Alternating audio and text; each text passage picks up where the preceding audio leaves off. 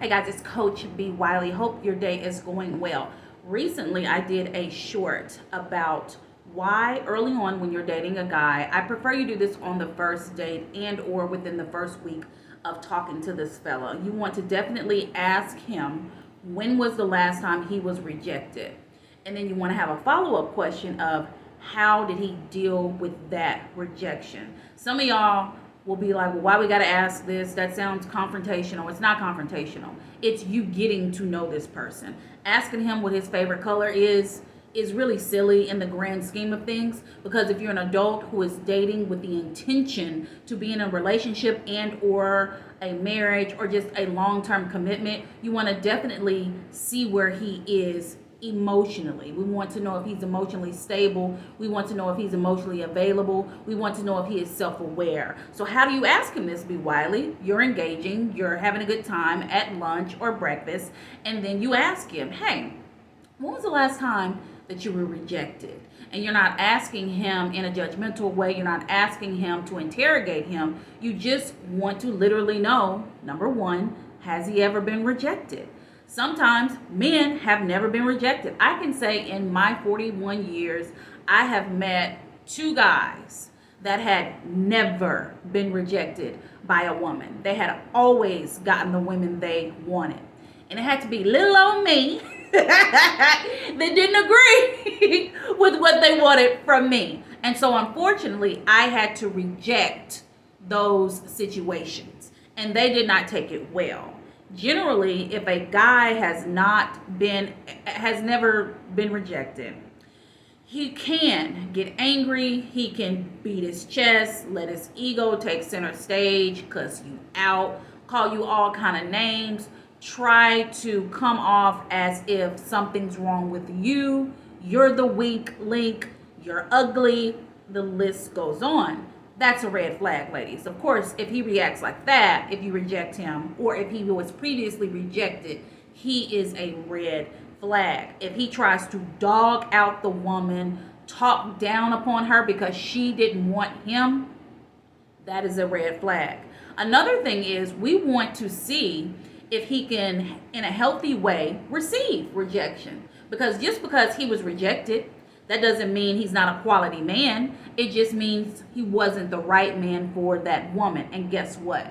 That is okay. So when he answers this question, when was the last time he was rejected? And he said he's never been rejected. That's a red flag. And then if he does say, oh, I was rejected by this girl 2 years ago that I was really into, but she just wasn't feeling it. Then you can say, how does that make you feel? His answer should be, at the moment, I didn't know how to feel. I thought, well, dang. I thought we were all good. We were going out, we were talking every day, then all of a sudden she didn't want me anymore. So I decided that I had to respect her answer. I had to respect her desire of not wanting me and move along. That's a healthy way of reacting to rejection. Think about the last time you were rejected. How did you act? Because sometimes, ladies, even though we're talking about guys, sometimes we can get all in our feelings and think something is wrong with us because we've been rejected when that isn't true. Just like women can think that way, guys can think that way too. So a healthy answer would be, there's nothing wrong with me. It just wasn't a good fit. I'm going to move right along. However, if he gives you a dodgy answer, meaning he's dodging the question altogether, if he's deflecting, if he's ignoring, if he is giving you a vague or broad answer, those are red flags. You want a clear-cut answer on when was the last time he was rejected and how he takes rejection. He could have been rejected by a woman. He could have been rejected on his job for a promotion. He could have been rejected on a job that he applied for, he was qualified for, and they just didn't want him. We can all be rejected. However, if you're really serious about dating a quality man, it's time to ask the proper questions. So let me know in the comments if you're ready to ask this question. If you haven't made it this far, if you did make it this far, thank you for subscribing. Thank you for watching. Give me a thumbs up if you like this video. Pass it along to someone that could use this video. And lastly, guys, I'll just put this last.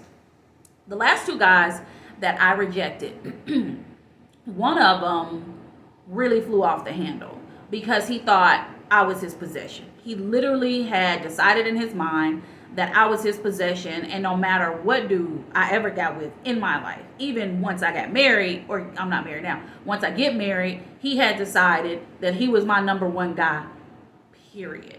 And that just doesn't even make any sense. This guy had never been rejected until I had rejected him.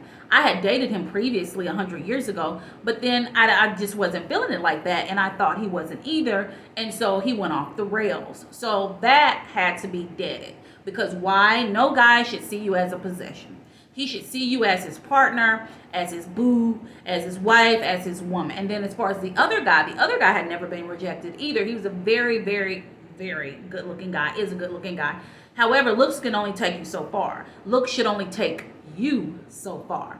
And with me, it takes more than looks for me to want to be with you. That's just in any kind of way. And so with him, his feathers became really ruffled when I blocked him. And I had my reasons. I have my boundaries and I have my standards. And all he could complain about was why did you do this, what did I do? He was making all these assumptions. He wouldn't let me speak, he wouldn't let me explain, and so he went off and I let him, and then that was that, and he went back on block, and I lived happily ever after, and I'm still living happily ever after. So the moral of the story is, do you. And when guys are not giving you clear, concise answers, they're meaning they're trying to omit and or hide something. All guys are not bad. I would never say all guys aren't bad. I would say there's quality men and guys who are not quality men. So it's on you to ask the proper questions to see which one you're dealing with. And if you're not willing to ask these questions, then you shouldn't be complaining. And that's just the bottom line. All right. Thank you so much for watching this video. I got more videos to come this week. Also, if you ever want to book a one-on-one with me, go to mymentor.life. Look up Coach B. Wiley, or just B. Wiley. Either or. Coach B. Wiley, whatever. Book your one-on-one with me. And outside of that, I'll talk to you later.